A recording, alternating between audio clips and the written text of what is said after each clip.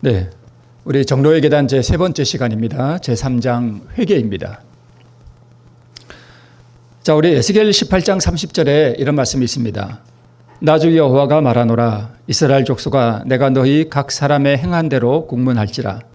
너희는 돌이켜 회개하고 모든 죄에서 떠날지어다. 그리한즉 죄악이 너희를 패망케 아니하리라. 자, 에스겔서에 있는 이 말씀을 보면 회개가 무엇인지 이 본문 안에 우리에게 가르쳐주고 있습니다. 자, 회개라고 하는 것은 우리의 모든 죄에서 뭐 하는 거예요? 떠나는 게 회개라고 우리 에스겔서에 이렇게 본문이 무엇인지를 우리에게 말씀하고 있습니다. 자, 그러면 회개라고 하는 것은 무엇을 하는가? 무엇을 하지 않는가? 무엇에서 떠나는가 하면 우리 에스겔서에 있는 말씀처럼 무엇에서 떠나는 것인가 하면 죄에서 떠나는 것입니다. 자, 죄는 이미 우리가 살아오면서 많이 죄를 뭐 했어요? 지었죠. 또 살아가면서 우리가 지을 죄가 있습니다. 그러니까 지은 죄가 있고 또 지을 죄가 있습니다. 간혹 어떤 분들은 우리가 신앙생활하면서 우리가 지을 죄가 있다 그러면 좀 알레르기 반응을 보이는 사람들이 있어요. 그러니까 신앙생활을 하고 하나님을 믿는데 어떻게 당연히 죄를 지을 것처럼 그렇게 말하느냐. 우리가 죄를 완전히 승리하는 경험 가운데 살아가야지 라고 말하는 분들이 있습니다. 그런 말이 전혀 틀린 것은 아닙니다만은 우리의 생애를 보면 지은 죄가 있고 또 앞으로 지을 죄가 있다고 할 때 이 지을 죄라고 하는 것이 내일 또 모레 죄를 반드시 우리는 지을 수밖에 없다 이런 뜻이 아니라 우리 안에는 언제든지 기회가 주어지면 지을 수 있는 죄의 성향이 또는 본성이 우리 안에 있다 그런 뜻입니다. 그래서 구원이라고 하는 게 뭐냐 하면 하늘에 가서도 죄를 짓지 않을 사람을 만드는 것이 구원입니다. 왜 그런가 하면 루스벨은 하늘에서 범죄할 때에 그 완전한 상태였거든요. 죄가 전혀 없는 상태에서 뭘 했는가 하면 죄를 지었습니다. 그러면 구원받은 사람들이 하늘에 갔을 때는 루스벨과 뭔가 달라야 됩니다. 그래야 죄가 두 번 다시 반복이 안 되거든요. 그 다음에 하와도 선악과를 먹기 전까지 하와의 마음속에 그 본성 안에는 죄를 지을 수 있는 성향이 전혀 없었습니다. 그러한 상태에서도 뭘 했는가 하면 죄를 지었습니다. 그러면 하늘에 가서 구원받을 사람들은 루스벨이나 하와와는 좀 더 다른 무엇인가가 있어야 돼요. 그렇지 않을까요?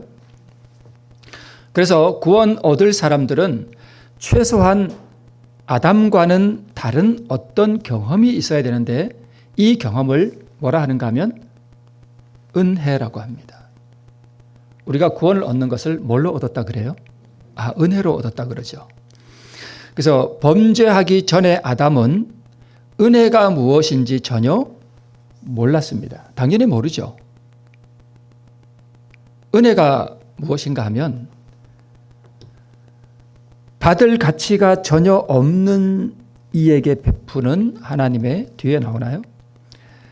자, 아담은 범죄 후에 자기 대신 죽는 양을 보면서 뭘 깨달았는가 하면 은혜가 무엇인지를 깨달았습니다. 범죄한 아담은 더 이상 살 가치가 없었죠. 그런데 자기 대신 죽는 그 양을 보면서 내 대신 무엇인가가 죽으면서 그 죽음의 대가를 통해서 내가 다시 살 수 있는 은혜의 기회를 얻었다는 것을 아담은 깨닫게 됩니다. 자, 은혜가 뭐냐 하면 받을 가치가 전혀 없는 인생에게 베푸시는 하나님의 값없이 주어지는 그 은총을 우리가 은혜라고 합니다. 이런 은혜가 무엇인지에 대해서는 우리가 다 들어보았을 줄로 생각이 됩니다. 그래서 죄인에게 베푸시는 그 무한한 은총에 의지하여 죄인이 애통하고 통회하는 마음으로 자신을 하나님께 드리는 것. 이것이 우리가 그 은혜의 구원을 받을 수 있는 조건입니다.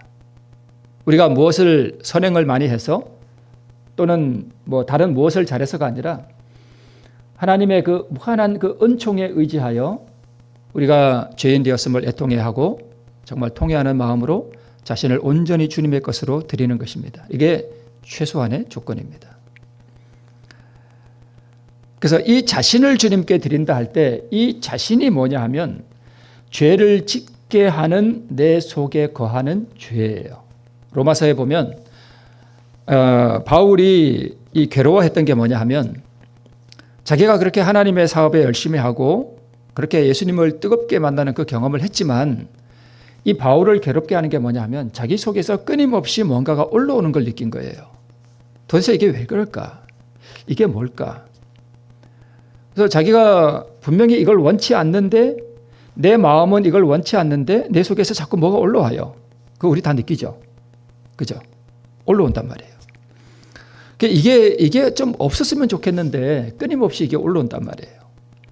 그래서 나를 이 죄의 세력 아래로 자꾸 끄집어 내려가는 이 큰 파워, 이 힘을 느꼈는데 이게 바로 내 속에 거하는 죄니라라고 사도 바울이 로마서 7장에서 말하고 있는 그 죄.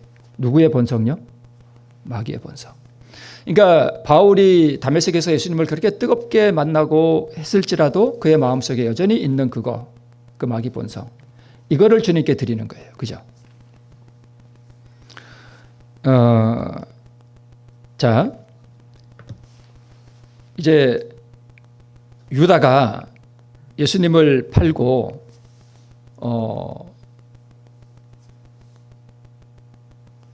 예수님이 이제 재판정에서 재판을 받으시고 이제 처형될 거라는 걸 딱 느낀 다음에 이 유다의 가슴이 얼마나 그 죄책감에 시달렸겠어요. 그때 이 유다가 자기가 받은 그 돈을 가지고 대제사장에 가서 그것을 던지면서 이렇게 고백합니다. 내가 무죄한 피를 팔고 죄를 범하였도다라고 말합니다. 자, 이게 회개일까요? 내가 무죄한 피를 팔고 죄를 범하였도다라고 고백합니다. 이것을 우리는 회개라고 하지 않습니다. 이것은 왜 유다가 이렇게 고백했는가 하면 자기가 지은 죄에 대한 그 형벌, 그다음에 그 심판이 너무 두려운 거예요. 그래서 그 두려움 때문에 이 고백을 했습니다. 자, 그런데 앞에서 회개라고 하는 것은 무엇에 근거하여 우리가 애통해야 하는가 하면 하나님께서 무가치한 나에게 베푸시는 그 은혜, 받을 가치가 전혀 없는 정말 필요한 죄인에 불과한데도 그분이 여전히 나에게 손을 벌리시고 은혜의 기회를 제공하시는 것에 대한 깊은 감동 하에서 일어나는 것이 회개예요. 그런데 유다는 그것이 없었습니다. 자, 바로가 그 재앙이 거듭될 때에 이렇게 말합니다. 이번은 내가 범죄하였노라. 여호와는 의로우시고 나와 나의 백성은 악하도다라고 고백합니다. 이게 얼핏 보면 참 회개하는 기도 같잖아요. 그죠? 이번에 내가 정말 범죄하였다. 하나님은 정말 의로우시고 나는 악하구나 하는 이 고백이 회개 같습니다. 그런데 바로가 이 고백을 한 이유는 하나님의 성품을 깨닫고 나온 말이 아닙니다. 뭘 피하기 위해서요? 재앙을 피하기 위한 방편으로 그냥 고백했을 뿐이에요. 이런 것을 우리는 회개라고 하지 않습니다. 맨 밑에 나옵니다만 바로, 유다, 또 발람도 회개가 진짜 회개가 아니죠. 그래서 죄가 가져오는 죄책감과 그 결과가 자신에게 고통과 재해를 가져오기 때문에 심판과 정죄와 사망에 대한 두려움 때문에 또 죄의 결과로부터 회피하기 위해 어쩔 수 없이 터져나오는 고백은 회개가 아닙니다. 이런 것들은 하나님의 성품, 그분의 은혜 이런 것들에 의지하지 않고 나오는 것들입니다. 그래서 진짜 회개는 무엇이 회개냐 하면 진짜 회개할 때는 하나님께서 나를 심판하시고 징벌하시는 것을 회피하고자 하는 마음이 전혀 없어요. 진짜 회개할 때는 그렇습니다. 자, 정로계단에 있는 말씀입니다. 구원의 경륜에 대한 지식은 죄인으로 하여금 하나님의 사랑하는 아들로 고난을 당하게 한 자기의 죄를 회개하는 동시에 십자가의 밑으로 이끌리게 할 것이다. 내 죄 때문에 하나님의 아들이 이러한 고난을 당하셨는가? 라고 하는 그 깨달음이 올 때에, 그래서 우리 왜 이 자식들이 철이 들면 언제 철이 드는가 하면 이게 나이가 먹고 이게 여자 같으면 자기도 시집 가서 애 낳아보고 말 안 듣는 자기 자식들을 바라보면서 내가 옛날에 내 아버지 어머니에게 저렇게 했구나. 저게 얼마나 부모의 가슴을 아프게 했을까. 내 어머니 아버지의 마음을 아프게 했나. 내가 내 아버지 어머니가 만약에 살아 계신다면 이런 마음이 들 때 이게 영적으로 적용해 보자면 이게 뭐냐 하면 회개예요. 그죠? 회개. 이런 마음이 들 때에 진정으로 만약에 아버지 어머니가 살아 계시다면 더 잘하고 싶은 마음이 들고, 그죠? 이런 것들이 회개라고 할 수 있습니다. 그래서 자기가 부모가 되어 봐서 자기 자식들을 위해 헌신하고 했을 때에 내 아버지 어머니가 나를 위해 이렇게 하셨구나. 주님이 나를 위해 이렇게 십자가를 지셨구나. 우리가 하나님께서 이 결혼 관계를 통해서 우리에게 자식을 낳고 기르게 하신 이유가 사실은 이런 거 보라고 한 거예요. 그죠? 하나의 실물 교훈이에요. 자, 성령의 역사를 통해서 우리가 회개가 일어나게 됩니다. 우리 스스로는 회개를 할 수가 없어요. 그래서 구원의 경륜에 대한 지식은 성령은 말씀을 쫓아 역사하시기 때문에 회개를 하려면 성령이 역사하셔야 되는데 이 성령은 무엇을 통해서 우리에게 역사하시는가 하면 오직 진리의 말씀을 통해서 우리에게 역사하셔요. 그래서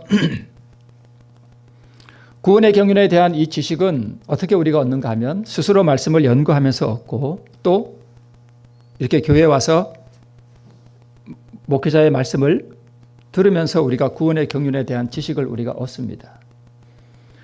그런데 설교를 통해서 주어지는 말씀보다 더 성령께서 언제 역사하시는가 하면 혼자 조용한 시간에 시간을 내서 하나님 앞에 무릎을 꿇고 우리가 말씀을 스스로 연구하고 그럴 때에 특별히 성령께서 역사하셔요.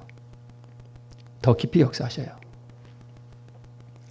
그래서 그렇게 우리가 말씀을 개인적으로 읽고 연구하고 구원의 경륜에 대한 지식을 우리가 쫓아갈 때에 그때 성령께서 그 진리의 말씀을 통해서 우리에게 역사하십니다.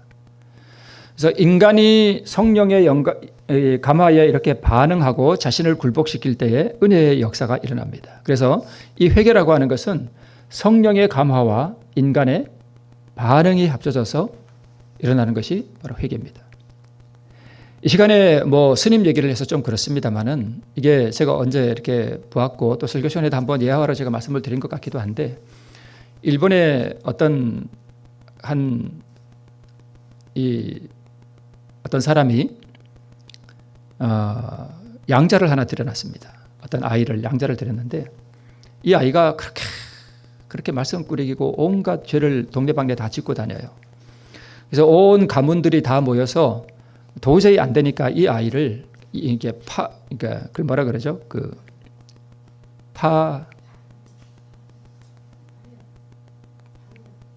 파향이라 그러나요? 하여튼 그렇게 파양 그렇죠. 파양 입양 파양 파향을 하기로 이렇게 결정을 문중이 다 모여서 이렇게 회의를 하게 됐습니다. 그런데 이 18살 먹은 이 아이가 마당에서 그 문중이 다 모여서 회의하는 걸 다 듣고 있습니다. 이제 나는 이 집안에서 쫓겨나는구나. 그때 그 집안에 가장 맏형이 뭐였는가 하면 스님이었습니다. 근데 이제 이 아이는 마루턱에 앉아서 이제 그 얘기를 다 듣고 있는 겁니다. 그래서 이제 문중들이 다 모여서 이제 회의를 하는데 그래도 제일 어른이잖아요. 근데 이제 스님도 참여한 거예요. 그래서 이제 이 문중 사람들이 묻기를 그러면 우리 가장 어른이신 그 스님의 이야기를 우리가 좀 듣겠다. 그랬습니다. 근데 이 스님이 아무 말도 없이 있다가 그냥 밖으로 나오는 겁니다. 근데 이 아이가 가만히 보니까 이 스님의 얼굴에 눈물이 흐르는 거예요. 그러니까 파양이 된 거예요, 안 된 거예요? 안 된 거예요. 이 아이가 그날 이후로 완전히 달라졌습니다. 완전히 달라졌어요. 그러니까 우리로 적용해 보면 뭘 한 거예요? 회개한 거예요. 무엇이 이 아이를 회개하게 했나요? 은혜였습니다. 그죠? 은혜예요. 스님이지만 그 말썽꾸리기 그 집안의 누가 되는 그 아이를 차마 파양하지 못하고 그를 품어준 그 제일 큰 어른이신 그 큰 아버지의 눈물을 이 아이가 보고 난 다음에 그때부터 이 아이가 달라졌습니다. 회개라고 하는 것은 마찬가지예요. 우리도. 하나님께서 나 같은 죄인에게 어떤 은혜를 베푸셨는가 하는 것을 우리가 조금 이해할 때에 그때에 그게 뭐냐 하면 성령께서 역사하시는 거예요. 그죠? 그러면 이 구속의 경륜에 대한 이 지식이 뭐예요? 우리 같은 인생을 하나님께서 어떻게 사랑하시고 받을 가치가 없는 우리에게 어떻게 하나님께서 은혜를 베풀어 오셨는가? 내 한 사람의 인생을 이렇게 역사를 이렇게 되돌아보면 그 걸음걸음들이 다 죄악뿐이고 그 걸음걸음들에서 가운데서도 그래도 하나님께서 그 가운데서 내게 은혜를 베푸시고 내게 필요한 모든 것들을 공급해 주신 그 하나님의 은혜를 우리가 알 때에 그리고 이 우리를 구원하기 위하여 우리 아버지 하나님께서 우리에게 무엇을 주셨는가? 가장 사랑하는 그 아들을 우리에게 주신 그 구원의 경륜에 대한 그 지식을 우리가 은혜를 통해서 이해하게 될 때에 그것이 성령의 감화. 어떻게 보면은 그 큰 어른이 성령이라고 적용해 본다면 그 성령의 그 우리에게 주신 그 은혜, 우리 예수 그리스도의 그 은혜, 그 감화, 그 은혜에 인간이 반응하는 거죠. 그 큰 아버지의 눈물에 이 망나니 아들이 뭐 한 거예요? 반응한 거죠. 그죠? 그게 회개라고 우리가 볼 수 있습니다. 그래서 성령의 감화를 인정하고 받아들일 때 사람의 양심이 각성이 됩니다. 율법의 신성성과 우리 하나님의 무한한 의로움에 대한 인식을 조금 하게 됩니다. 예수 그리스도의 무한한 그 순결하심에 대해서도 조금 인식하게 됩니다. 그래서 나는 이렇게 더러운데 그분은 얼마나 의로운가에 대한 그 건널 수 없는 간격을 우리가 의식할 때에 그 의를 얻고자 하는 그러한 생각이 우리에게 들어오게 되죠. 이때 내 자신에게 선함과 의가 전혀 없다는 사실을 깨닫게 됩니다. 이것은 구원 얻은 사람들에게도 마찬가지예요. 구원 얻은 사람이 만약 자기 안에 어떤 의로움이 있다라고 생각한다면 그건 뭔가 잘못된 거예요. 구원 얻고 성화의 경험을 살아가는 사람도요. 그 하나님의 의로우심과 예수 그리스도의 그 무한한 순결하심 앞에 딱 서게 되면 자신이 무한히 더럽다는 것을 알게 됩니다. 그래서 그 의를 더욱 사모하게 돼요. 그러므로 자신의 의로운 공로가 아니라 하나님의 의가 필요하다는 인식을 어느 정도 하게 되고 자신이 정결케 되기를 사모하게 됩니다. 자, 이 그림은 다윗이 이제 요압과 이 군사들은 이제 암몬과 전투에서 이제 거의 승리하고 마지막 랍바라고 하는 그 성읍을 이제 무너뜨리기 직전에 다윗은 그 전투에 참가하지 않고 지붕에서 한가로이 뭐 하고 있는가 하면 쉬고 있습니다. 이때에 이 오른쪽에 보면 어떤 여자가 목욕하는 게 희미하게 보입니다. 이 사건은 다 아시죠? 우리가 잘 압니다. 자, 우리아가 이제 그 바세바를 이제 범하고 임신했을 때에 다윗의 마음속에 무슨 생각이 들어요? 우리아를 뭐 해야 되겠구나? 죽여야 되겠구나. 어떻게? 감쪽같이. 우연을 가장해서 내가 죽인 게 아닌 것처럼 저를 죽여야 되겠다라고 생각했습니다. 자, 저 그림은 다윗의 모습과는 사뭇 다르죠.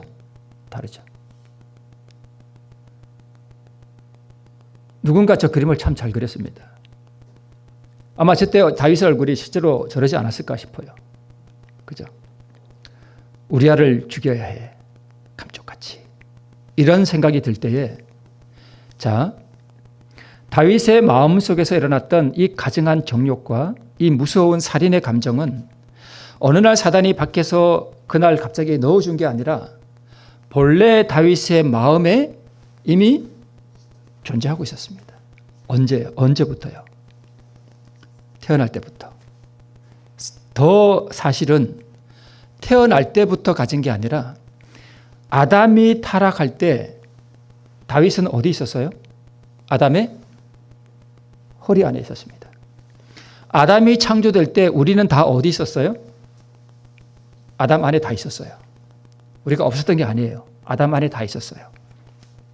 그러면 아담이 타락할 때 저는 언제 그 마귀의 마음을 받았는가 하면 그때 다 받은 거예요.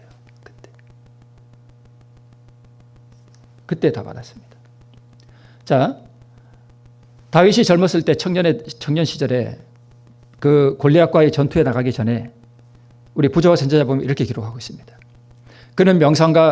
그의 명상과 묵상의 기회는 그를 지혜와 경건으로 부여하게 했습니다. 다윗이 옛날에 뭐 했다고요? 아주 경건했습니다. 그가 자기 생애의 모든 섭리 중에서 하나님의 사랑을 바라볼 때에 그의 마음은 보다 더 뜨거운 경모와 감사로 고동쳤고 이는 여호와의 성령이 그와 함께 하심이었다. 자, 섭리 중에 하나님의 사랑을 이게 다윗이 바라보고 그럴 때 참 하나님께 감사하고 그분을 사모하고 성령이 이 청년 다윗의 마음에 함께 있었습니다. 자, 그런데 그러할 때라도 이 다윗의 마음에 무엇이 있었는가 하면 이 본성이 있었다는 거예요. 다윗의 마음속에.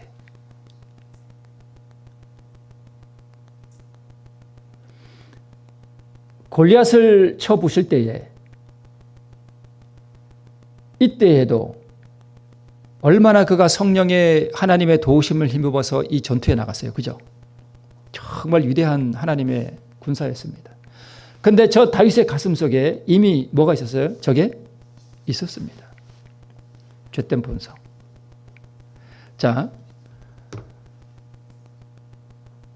사울 왕이 다윗 죽이겠다고 쫓아올 때에 한 번은 사울 왕이 동굴에서 이게 발을 가리우러 볼일 보러 들어갔을 때에 그 동굴에 누가 있었는가 하면 다윗이었습니다.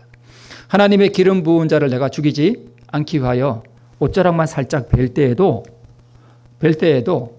무엇이 있었는가 하면 저 다윗의 가슴 속에 마음속에 본성에 살인의 본성이 있었습니다. 그래서 내 자신이 지금 어떤 죄악에 대해 일절 깨끗하고 나는 누구처럼 그런 죄성이 내 안에 없다고 하는 이들이 간혹 있습니다. 그런데 이런 분들이 확실하게 알아야 할 게 있어요. 근데 오늘 내가 정말 하나님과 경건하게 살아가고 누구는 자꾸 이렇게 예를 들어서 도벽이 있어서 남의 걸 자꾸 이렇게 훔치는 사람이 있어. 교회를 다니는데도. 그러면 저는 도벽이 전혀 없어요. 저는 남의 걸 절대 안 훔쳐요. 만약에 제가 그런 마음이 전혀 없어. 근데 다른 사람이 작게는 뭔가를 훔치고 싶은 생각이 자꾸 올라온다고 할 때 제가 무슨 생각이 들 수 있을까요?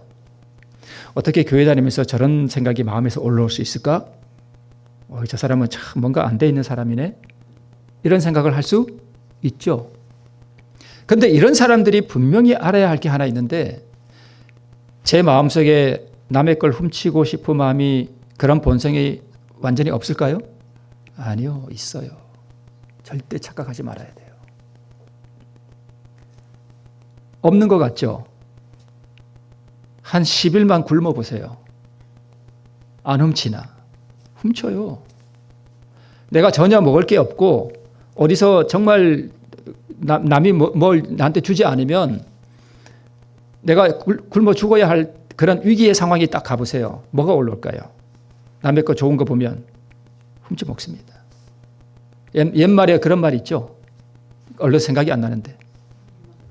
예, 3일 굶으면 예, 예, 맞아요. 3일 굶고 담 안 남을 사람 없다. 있어요.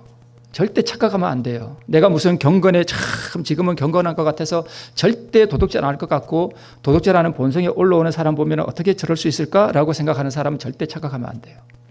다윗이 우리아를 감쪽같이 죽여야 되겠다라고 하는 그 참 가증한 생각을 품을 때 그 생각은 갑자기 들어온 게 아니라 벌써부터 그의 어린 가슴 속에도 벌써 있던 거예요. 그게 나온 거예요.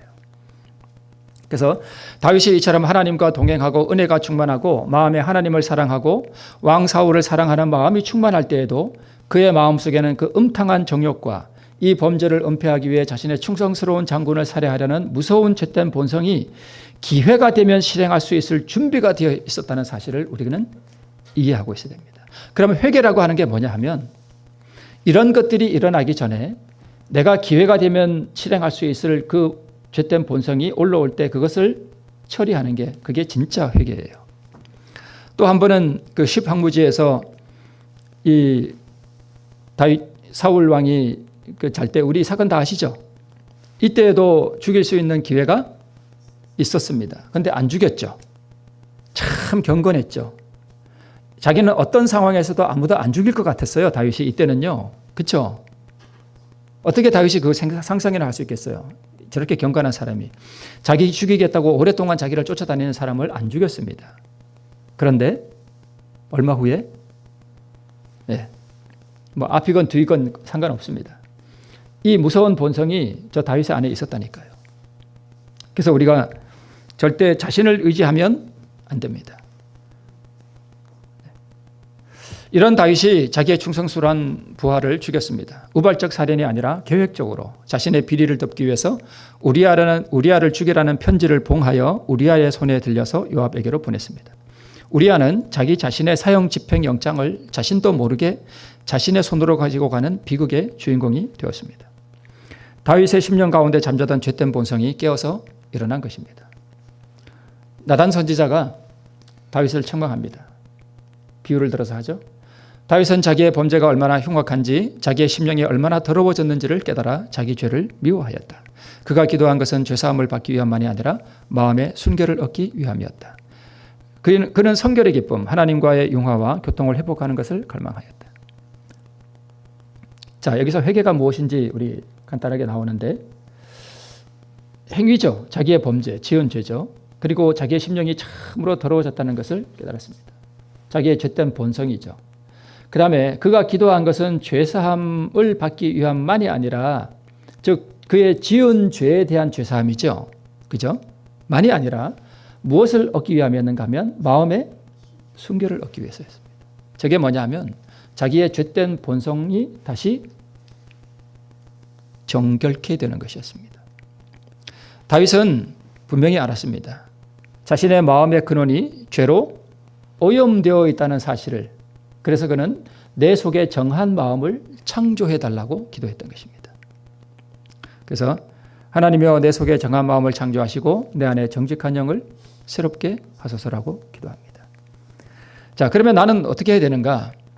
우리가 갈바리 십자가에 달리신 하나님의 어린 양을 바라볼 때에 그리고 밑에 죄인이 이 사랑을 뭐 할 때예요? 주목할 때에 하나님의 어린 양을 어떻게 바라보나요? 말씀을 읽고 말씀을 묵상하면서 우리가 어린 양을 바라보죠. 그죠? 그리고 죄인이 이 사랑을 어떻게 주목하나요? 뭘 통해서요? 말씀을 통해서 우리가 바라보죠. 자, 이렇게 할 때 하나님의 영은, 즉 성령은 저희로 하여금 평안과 안식을 줄 수 있는 것들, 그리스도의 은혜와 성결의 기쁨을 찾도록 뭐 하신대요? 인도하신다. 네. 그러면 성령께서 우리를 인도하실 수 있는 길 위에 우리가 서 있어야 되는데 그 길이 뭐냐? 스스로 그 하나님의 은혜를 우리가 알 수 있도록 말씀의 길 위에 우리가 서 있어야 합니다. 그래서 그 길을 따라서 성령께서 우리를 인도해 하셔요. 그 외에 귀신이 제일 많은 데가 어디라 그러죠? 공동묘지에 많은 게 아니에요. 기도원에 제일 많대요. 귀신이. 왜 그럴까요? 기도원에 갔다가 악령을 받고 오는 사람들이 그렇게 많아요. 그런 분들의 특징이 뭐냐 하면 말씀은 멀리해요. 그리고 가서 뭐만 해요? 어떤 뜨거운 뭔가를 그거 있잖아요. 왜요? 뜨거운 뭔가를 경험하기 위해서 가서 막 그러면 성령이 오지 않고 뭐가 와요? 악령이 와요. 그래서 성령께서는 말씀을 통해서 이 말씀을 통해서 하나님의 은혜, 그분의 무한한 희생, 그리고 우리가 얼마나 죄인 되었는가 이것들을 우리에게 깨닫게 하시고 우리로 회개케 하시지 그렇게 어떤 뜨거운 체험을 통해서 오는 분이 아닙니다. 네. 그래서 그렇게 인도하셔요. 그리고 이런 보이는 가마력과 보이지 않는 가마력을 통해서 죄악적 혈액에서 돌이킬 수 있도록 또 무한한 축복으로 이끄시기 위하여 간단 없이 즉 끊임없이 일하십니다. 그래서 우리가 구해야 되는데 회개할 마음을 주시기를 구하며 그리스도의 무한하신 사랑과 완전한 순결을 나타내 보여주시기를 구하라 그랬습니다. 그래서 우리 정언에 무슨 말씀이 있는가 하면 성경을 읽을 때에 뭐 없이 연구하지 말라 그랬는가 하면 기도 없이 연구하지 말라 그랬는데 그게 왜 그런가 하면 바로 이것 때문에 그래요. 하나님께서 이 진리의 말씀을 통해서 내게 회개할 마음을 주시옵소서. 그리고 그리스도의 무한하신 사랑과 완전한 순결을 나타내 보여주시도록 뭘 통해서요? 말씀을 통해서 나타내 보여주시도록 기도하고 말씀을 연구하고 읽으면 성령께서 그 말씀의 진리의 말씀을 통해서 우리를 그렇게 인도해 주십니다. 거기에 반응하는 게 뭐냐 하면 회개라는 것입니다.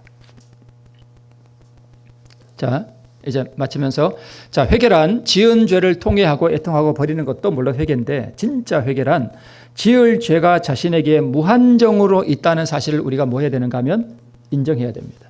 아무리 깊은 영적 경험 가운데 있을지라도 내 안에 이것이 있다는 것. 기회가 된다면 범죄할 수 있다는 것. 그래서 우리 죄가 도말될 때까지 끊임없이 이 지을 죄를 하나님께 드리는 것입니다. 그래서 지을 죄가 있다는 것을 드러내어 주시고 환경이 되면 그것이 올라오죠. 자, 이게 나는 괜찮은 것 같은데 환경이 되면 내 속에서 뭔가 올라오는 게 있어요. 그죠? 그걸 끊임없이 주님께 드리는 거예요. 행하기 전에. 진짜 회개라고 하는 것은 행하고 나서 회개하는 것이 아니라 행하기 전에 그것이 올라올 때에 그것을 드리면 그게 해결되잖아요. 그죠? 실행이 되지 않게. 그게 회개라는 거예요. 그러면 이게 바로 뭐냐 하면은 수도꼭지를 바닥에 쏟아진 물을 닦아내는 게 아니라 뭘 잠그는 거예요? 수도꼭지를 잠그는 게 그게 진짜 회개라는 거예요. 그러면 지을 죄를 드리고 나면 그 지을 죄에 대한 성향이 점점 약해져요. 그래서 그것이 나를 주장하지 못하도록 주님께 자꾸 드리면 자, 나한테 도벽이 있는데 뭔가 훔치고자 하는 뭔가가 있는데 그걸 자꾸 주님께 드리면 이 도벽에 대한 성향이 점점 약해진다는 거예요. 그래서 이러한 죄된 본성이 완전히 소멸되도록 끊임없이 주님께 나를 드려가는 것, 그게 성화예요.